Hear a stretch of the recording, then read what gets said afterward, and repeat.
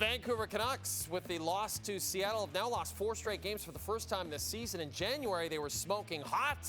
They have cooled down significantly in February, and the power play has really struggled. They've gone just 3 for 31 on the man advantage.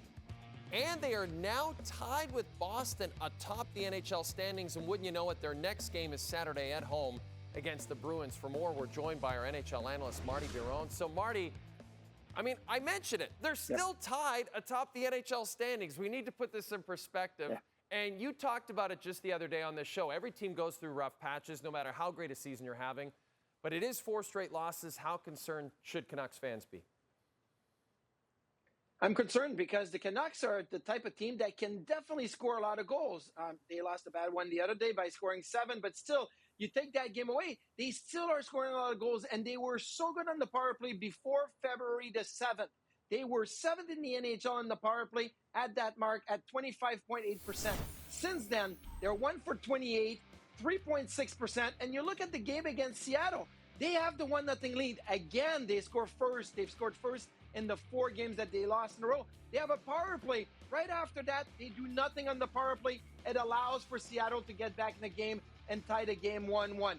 It's tied 2-2. They got a power play. Do something on the power play, Canucks. Let's go. Let's get going. They don't do anything. Shortly after, Seattle take a 3-2 lead. For me, it all comes down to the power play. In 8 minutes of power play time against Seattle, they had 4 shots on goal, 2 attempts from the slot, and 1 attempt from the danger area, the high danger area, the inner slot. So everything's on the perimeter, and you're not going to get anything done. And look, this is 9 games now where the power play's not worked. They've had meetings. They've talked to the players. Get to the front of the net. Get rebounds. Get deflection. It's not happening. So that is a concern for me when I look at the Vancouver Canucks. All right, they'll have a chance to snap that 4-game losing streak against Boston on Saturday. As I mentioned, as for the Maple Leafs, that's 6 straight wins, Marty. Morgan Rielly back in the lineup. They don't miss a beat. Why does this team look different to you since that Morgan Rielly, Ridley, Gregg incident that got him the suspension? Well, Sheldon Keefe said it was a wake-up call. We need to play different without Morgan Rielly, but also we need to adapt to a different type of game to be better defensively. And I love numbers, right, Jay? So you look at the high-danger chances this season. The Leafs were 23rd in the league, giving up a little over 9.5 high-danger chances at 5-on-5 per game. Well, in the last 6 games, they have given up on average 7 high-danger chances per game, and you see the result. Now you say, okay, it's 2.5 chances per game. How much better are the Leafs defensively? The best NHL team, when you look at the high-danger chances this year, giving up 7.5 high-danger chances per game on average. That's the best. So the Leafs at 7 are playing like the #1 defensive team when you look at how they are protecting their goalies, defending right in front of the netminder around the crease. So, yeah, that's the change. When you go from 23rd to now being the best defensive team at 5-on-5 when you look at the high-danger chances. So, Morgan Rielly wasn't there. The Leafs had to adopt a different type of game. I know they didn't play a lot of, special good teams, top teams, but still, you still have to defend. And even against the Golden Knights, garbage time, right? It's 6-1, whatever. No, they gave up 7 high-danger chances in the game. They didn't just open it up. There was a couple moments in the third, but they were way better, and they've been way better in the last 6 games. And then Auston Matthews scores in the third. 52 goals in 55 games.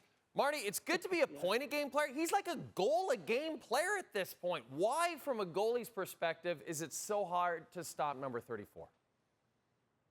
Even more than a goal a game, Jay. He's 38 goals in the last 34 games. That's over a goal a game. But here's the thing with Auston Matthews, is that we all know that he has the great shot, right? But he's doing other things that now has goalies really second-guessing themselves. Goal number 50 was from the corner against Vejmelka. Goal number 51 was, he drove the net and hit him in the shoulder and went in. And how about goal number 52? That nice 2-on-2 exchange, driving the net. Like, he can score from the left side, from the right side, the one-timer, the wrist shot, the backhand, the forehand, in tight from out far. Like, this is Auston Matthews. And I was trying to compare him to maybe some of the greatest goal scorers, right? The guys that have gotten to 70 or more. And I think the only comparison I may have is Esposito, Phil Esposito, and the way that he has a little bit of a meaner game to him. It wasn't just finesse, but he can really score from many different areas on the ice. Auston Matthews is scoring from many different areas right now. So goalies don't really know what to expect. and he's really catching them by surprise. The Leafs have a chance to win their 7th straight against Colorado this Saturday. Marty Biron, thanks for this.